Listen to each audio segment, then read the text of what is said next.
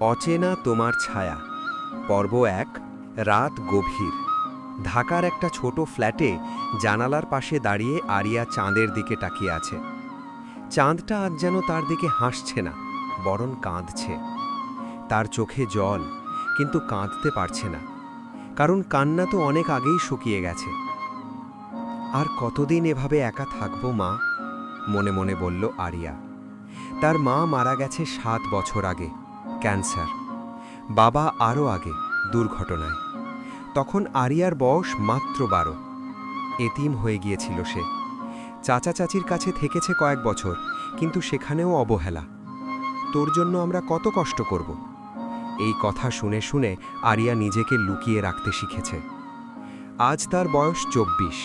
একটা ছোট চাকরি করে, একটা প্রাইভেট কোম্পানিতে অ্যাডমিন।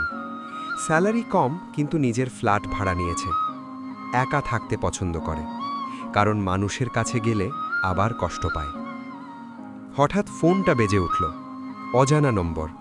রাত ১২:৪৫। আরিয়া ধরল না প্রথমে, কিন্তু আবার বাজল। ধরল। হ্যালো।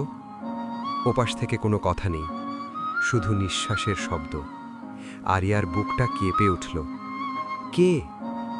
এবার একটা ফিসফিসানি শোনা গেল।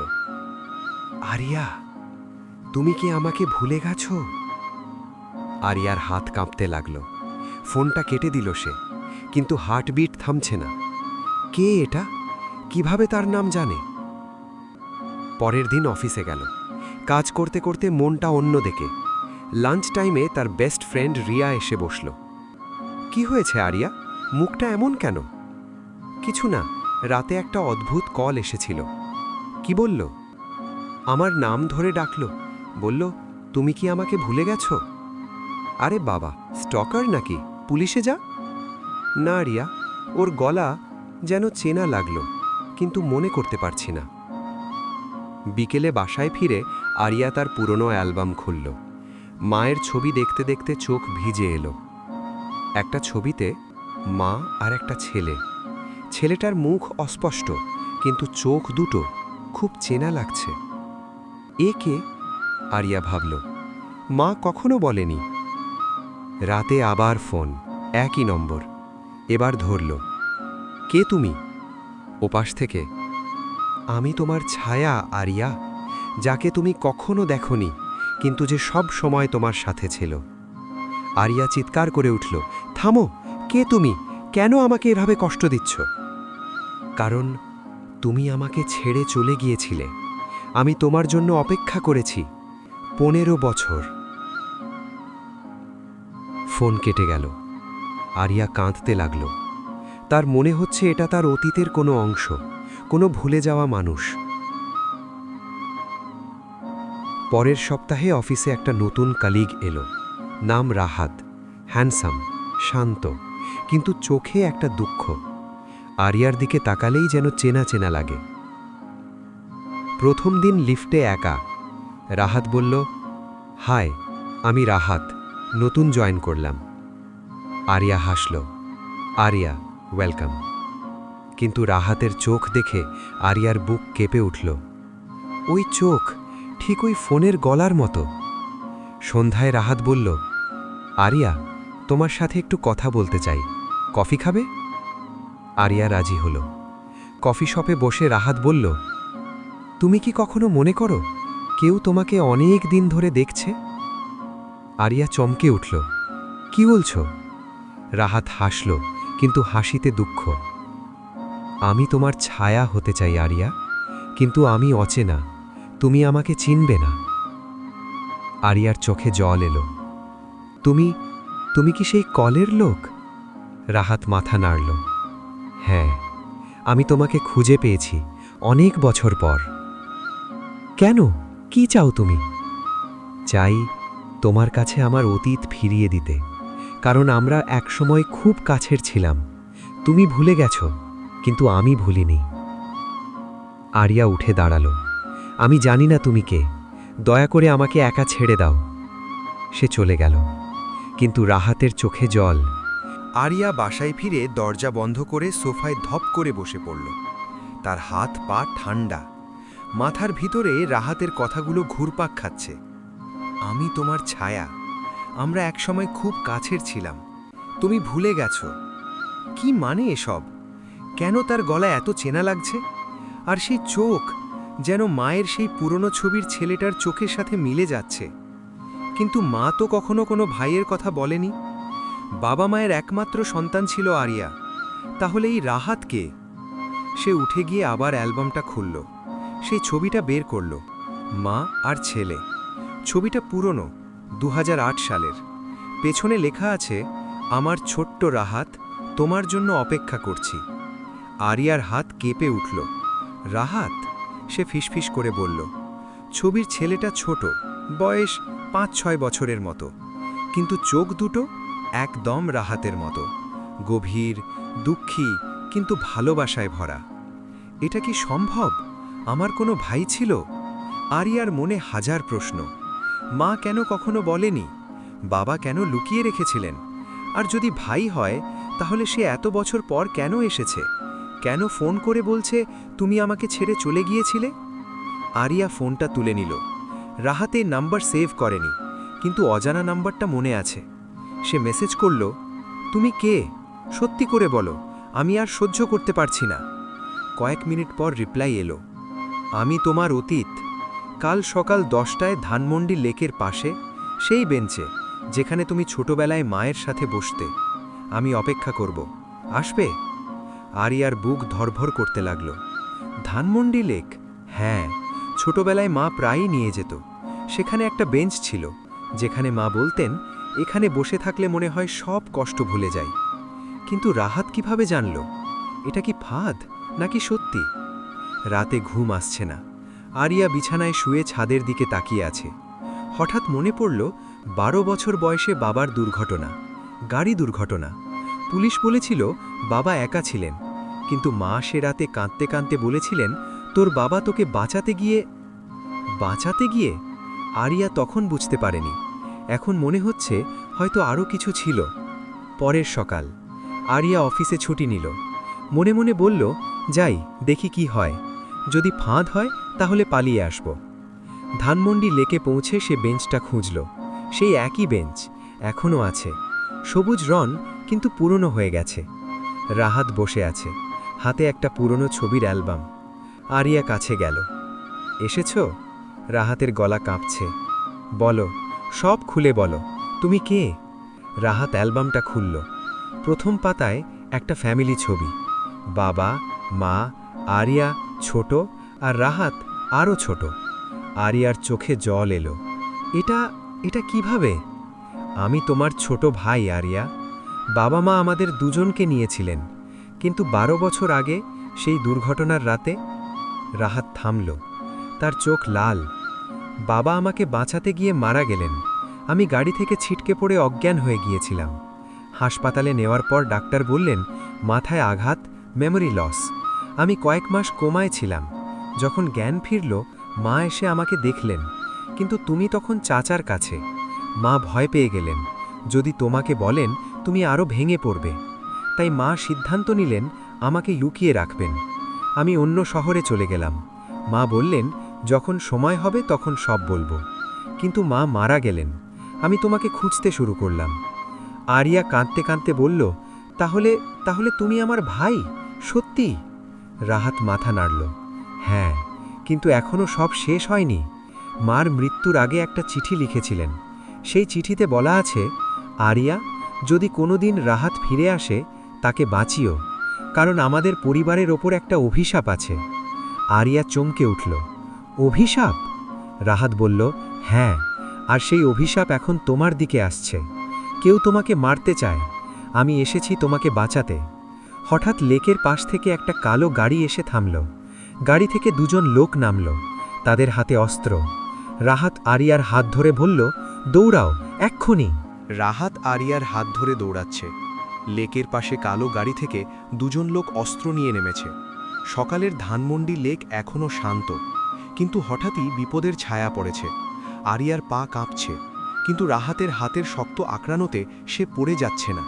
তারা লেকের পথ ধরে দৌড়াচ্ছে, গাছের আগাল দিয়ে, যাতে লোক দুটো সহজে দেখতে না পায়। পেছন থেকে চিৎকার ভেসে আসছে, থামো, না হলে গুলি করব। আরিয়ার মনে হচ্ছে এটা স্বপ্ন।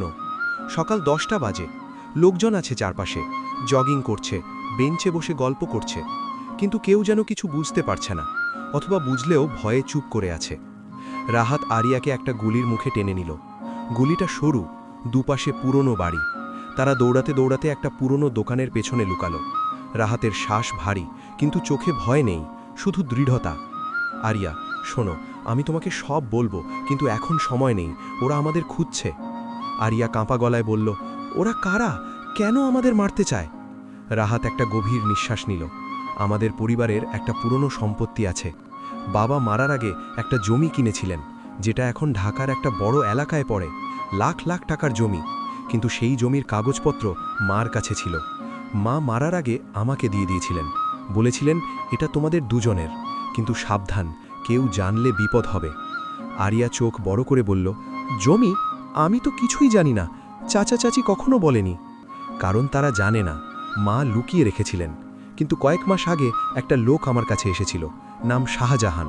বলল, জমির কাগজ দাও, না হলে তোমার বোনকে মেরে ফেলব। আমি ভয় পেয়ে গেলাম, তাই তোমাকে খুঁজে বের করলাম, তোমাকে বাঁচাতে। আরিয়ার মাথা ঘুরছে। তাহলে এটা টাকার জন্য? আমাদের মারতে চায় শুধু জমির জন্য? রাহাত মাথা নাড়ল। শুধু টাকা না, সেই জমিতে একটা পুরনো গোপন কথা লুকানো আছে। বাবা বলেছিলেন এটা আমাদের পরিবারের অভিশাপের চাবি। আমি পুরোটা জানি না, কিন্তু মার চিঠিতে লেখা ছিল, যদি কখনো বিপদ আসে তাহলে জমির নিচে যা আছে সেটা খুঁজে বের করো, কিন্তু কাউকে বলো না। হঠাৎ পায়ের শব্দ শোনা গেল। লোক দুটো গলিতে ঢুকেছে।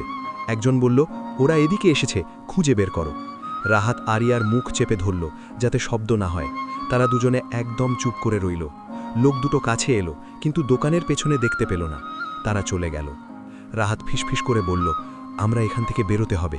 আমার একটা নিরাপদ জায়গা আছে মিরপুরে, সেখানে যাব। সেখানে মার চিঠি আর কাগজপত্র আছে, সব দেখাবো তোমাকে। আরিয়া কাঁদতে কাঁদতে বলল, রাহাত, আমি ভয় পাচ্ছি। আমি তো কখনো এরকম কিছু ভাবিনি। আমার জীবন তো শুধু একা কাটানো আর কাজ করা। হঠাৎ ভাই ফিরে এলো, আর এখন মৃত্যুর ভয়। রাহাত তার কাঁধে হাত রাখল। আমি আছি, আমি তোমাকে ছাড়ব না। আমরা একসাথে এই অভিশাপ থেকে বেরোব, কিন্তু প্রথমে বেঁচে থাকতে হবে। তারা সাবধানে গলি থেকে বেরোলো। রাস্তায় একটা অটো নিল, মিরপুরের দিকে যাচ্ছে। আরিয়া জানালা দিয়ে বাইরে তাকিয়ে আছে।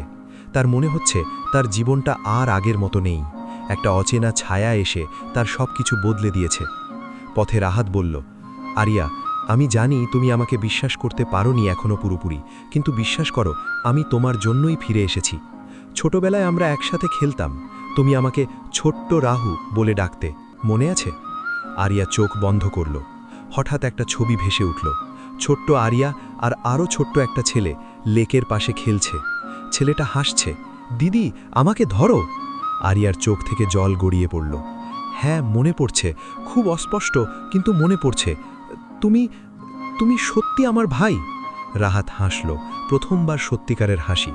হ্যাঁ দিদি, আমি ফিরে এসেছি, আর এবার আমরা একসাথে থাকব। কোনো অভিশাপ আমাদের আলাদা করতে পারবে না। কিন্তু অটো যখন মিরপুরের কাছে পৌঁছল, রাহাতের ফোন বেজে উঠল। অজানা নম্বর। সে ধরল। ওপাশ থেকে একটা ঠান্ডা গলা, রাহাত, তুমি ভুল করেছ, মেয়েটাকে নিয়ে এসেছ, এখন তোমরা দুজনেই মরবে। জমির কাগজ দাও, না হলে। ফোন কেটে গেল। রাহাতের মুখ ফ্যাকাশে। ওরা জানে আমরা কোথায় যাচ্ছি, আমাদের পেছনে লোক লেগেছে। আরিয়া ভয়ে কাঁপতে লাগল। তাহলে এখন কি করব? রাহাত বলল, আমরা পাল্টা লড়ব। প্রথমে নিরাপদ জায়গায় যাই, তারপর প্ল্যান করি। অটো মিরপুরের দিকে যাচ্ছে। রাহাতের ফোনে হুমকি এসেছে। আরিয়া ভয়ে কাঁপছে, কিন্তু রাহাতের পাশে থেকে সাহস পাচ্ছে। অটোটা একটা সরু গলির মুখে থামল। রাহাত ড্রাইভারকে টাকা দিয়ে নামল। আরিয়াকে বলল, এখান থেকে হেঁটে যাব, গাড়ি দেখলে ওরা ট্র্যাক করতে পারে। আরিয়া মাথা নাড়ল, কিন্তু তার পা ভারী লাগছে। রাহাতের কাঁধে হাত রেখে হাঁটতে লাগল। গলিটা পুরনো, দুপাশে টিনের ছাউনি দেওয়া বাড়ি। কয়েকটা কুকুর ঘেউ ঘেউ করছে। একটা ছোট দোতলা বাড়ির সামনে এসে রাহাত থামল। দরজায় তালা। সে চাবি বের করে খুলল। ভিতরে ঢুকতেই ঠান্ডা হাওয়া লাগল। ঘরটা অন্ধকার, কিন্তু রাহাত লাইট জ্বালালো। আরিয়া চারপাশে তাকালো। একটা ছোট টেবিল, চেয়ার, একটা বিছানা। দেওয়ালে মার ছবি টাঙানো। ছবির নিচে একটা মোমবাতি জ্বলছে। রাহাত বলল, এখানে আমি প্রতিদিন মার জন্য মোমবাতি জ্বালাই, যাতে তার আত্মা শান্তি পায়। আরিয়া ছবির কাছে গেল। মার হাসি দেখে চোখ ভিজে এলো। মা, তুমি কেন আমাদের এভাবে একা রেখে গেলে? আমরা তো তোমার জন্য সব করতে পারতাম। রাহাত পেছন থেকে বলল, মা চাননি আমরা কষ্ট পাই, তাই সব লুকিয়ে রেখেছিলেন, কিন্তু এখন আর লুকানো যাবে না। সে একটা লোহার বাক্স বের করল। ভিতরে কিছু কাগজ, একটা পুরনো ছবি আর মার হাতের লেখা একটা খাম। এটা মার শেষ চিঠি, আমি তোমাকে পড়ে শোনাব। রাহাত খাম খুলল, গলা কাঁপছে। প্রিয় আরিয়া, প্রিয় রাহাত, যদি তোমরা এই চিঠি একসাথে পড়ো তাহলে যেন আমি শান্তিতে আছি। আমি তোমাদের দুজনকে খুব ভালোবাসি, কিন্তু আমাদের পরিবারের ওপর একটা অভিশাপ পড়েছে। তোমাদের দাদু একটা জমি কিনেছিলেন, যেটা একটা পুরনো কবরস্থানের পাশে। সেই জমিতে একটা সিন্দুক লুকানো আছে। সিন্দুকে আছে একটা পুরনো দলিল, যেটা প্রমাণ করে আমাদের পরিবারের একটা অন্ধকার রহস্য। যদি কেউ সেই দলিল পায় তাহলে আমাদের সবাইকে শেষ করে দেবে। আমি জমির কাগজ লুকিয়ে রেখেছি। রাহাত, তুমি জানো কোথায়। আরিয়া, যদি রাহাতকে খুঁজে পাও তাহলে একসাথে যেও। সিন্দুকটা খুলে দলিলটা পুড়িয়ে ফেলো, না হলে অভিশাপ চলতেই থাকবে, একের পর এক মৃত্যু। তোমাদের মা। প্লিজ, একে অপরকে ছেড়ো না। আরিয়া কাঁদতে কাঁদতে বলল, মা, তুমি এত কিছু লুকিয়ে রেখেছিলে, আমরা তো জানতামই না। রাহাত বলল, এখন জানতে হবে। জমিটা উত্তরায়, আমরা কাল যাব, কিন্তু আজ রাতে এখানে থাকব। ওরা হয়তো আমাদের খুঁজছে। আরিয়া মাথা নাড়ল। রাহাত, আমি ভয় পাচ্ছি, কিন্তু তোমাকে পেয়ে মনে হচ্ছে আমি আর একা নই। রাহাত হাসল, আমিও। ছোটবেলায় তুমি আমাকে রক্ষা করতে, এখন আমি তোমাকে রক্ষা করব। তারা দুজনে টেবিলে বসল। রাহাত খাবার বের করল, রুটি, ডিম। আরিয়া খেতে খেতে বলল, রাহাত, তুমি এত বছর কোথায় ছিলে, কি করতে? রাহাত বলল, দুর্ঘটনার পর আমি একটা অনাথ আশ্রমে ছিলাম। পরে নিজে পড়াশোনা করেছি, চাকরি করি একটা ছোট কোম্পানিতে, কিন্তু সব সময় তোমাকে খুঁজছিলাম, মার কথা মনে করে। আরিয়া বলল, আমি তো ভেবেছিলাম আমি একাই। চাচা চাচির কাছে থেকে অনেক অপমান সহ্য করেছি। তারা বলতো, তোর জন্য আমরা কেন কষ্ট করব? রাহাতের চোখ লাল হয়ে গেল।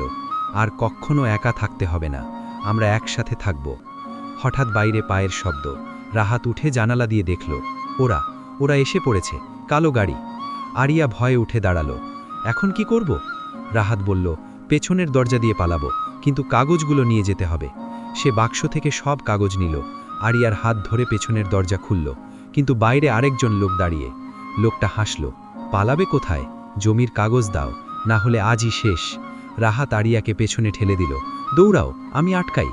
আরিয়া কাঁদতে কাঁদতে বলল, না, একসাথে যাব। লোকটা অস্ত্র বের করল। রাহাত ঝাঁপিয়ে পড়ল তার ওপর। লড়াই শুরু হলো। আরিয়া সুযোগ বুঝে দৌড়ালো, কিন্তু পেছনে গুলির শব্দ। রাহাত পড়ে গেল। আরিয়া চিৎকার করে উঠল, রাহাত! লোকটা আরিয়ার দিকে এগোলো, এবার তোমার পালা। আরিয়া কাগজগুলো শক্ত করে ধরল, তার চোখে ভয় নেই, শুধু রাগ। তোমরা আমাদের শেষ করতে পারবে না, আমি লড়ব। হঠাৎ রাস্তা থেকে পুলিশের সাইরেন শোনা গেল। লোকটা ভয় পেয়ে পালালো। আরিয়া রাহাতের কাছে ছুটে গেল। রাহাতের কাঁধ থেকে রক্ত পড়ছে। সে ফিসফিস করে বলল, দিদি, কাগজ নিয়ে যাও, আমি ঠিক আছি। আরিয়া কাঁদতে কাঁদতে বলল, তুমি ছাড়া আমি যাব না, পুলিশ আসছে, ধরে রাখো। রাহাত গুলি খেয়ে পড়ে গেছে। আরিয়া তার কাছে ছুটে গেছে। পুলিশের সাইরেন শোনা যাচ্ছে। লোকটা পালিয়েছে। আরিয়া রাহাতকে ধরে রেখেছে, কাঁদছে। রক্ত পড়ছে রাহাতের কাঁধ থেকে। আরিয়া রাহাতের মাথা কোলে নিয়ে বসে পড়ল। তার হাত রাহাতের ক্ষতস্থানে চেপে ধরেছে, যাতে রক্ত কম পড়ে। রাহাত, রাহাত, চোখ খোলো, প্লিজ, আমাকে ছেড়ে যেও না। আমি তো তোমাকে এখনো পুরোপুরি পাইনি। রাহাতের চোখ অর্ধেক খোলা। সে কষ্ট করে হাসার চেষ্টা করল। দিদি, আমি ঠিক আছি। গুলি শুধু কাঁধে লেগেছে, হাড় ভাঙেনি। কিন্তু তার গলা দুর্বল, রক্তের দাগ আরও বাড়ছে। আরিয়া চারপাশে তাকালো। পুলিশের গাড়ি এসে থামল। দুজন পুলিশ অফিসার নেমে ছুটে এলো। কি হয়েছে? কে গুলি করেছে? একজন জিজ্ঞাসা করল। আরিয়া কাঁদতে কাঁদতে বলল, আমার ভাই, ওকে গুলি করেছে। প্লিজ অ্যাম্বুলেন্স ডাকুন, দ্রুত। পুলিশ অফিসার রেডিওতে কথা বলল, অ্যাম্বুলেন্স পাঠান, মিরপুর 10 নম্বর, গলি নং 5, গুলিবিদ্ধ রোগী। আরিয়া রাহাতের কপালে হাত রাখল। তুমি ধরে রাখো, আমি আছি, আমরা একসাথে থাকব। মায়ের কথা মনে আছে? আমরা কখনো আলাদা হব না। রাহাত ফিসফিস করে বলল, কাগজগুলো নিরাপদে রাখো। জমির দলিল, সিন্দুক, উত্তরা, মায়ের কথা পুড়িয়ে ফেলো। আরিয়া কাগজগুলো তার ব্যাগে ঢুকিয়ে দিল। হ্যাঁ, আমি করব, কিন্তু তুমি ঠিক হয়ে যাও, তারপর একসাথে যাব। অ্যাম্বুলেন্স এসে পড়ল। ডাক্তাররা রাহাতকে স্ট্রেচারে তুলল। আরিয়া তার সাথে উঠল। অ্যাম্বুলেন্স হাসপাতালের দিকে ছুটল। হাসপাতালে পৌঁছে ডাক্তাররা রাহাতকে অপারেশন থিয়েটারে নিয়ে গেল। আরিয়া বাইরে বসে অপেক্ষা করছে।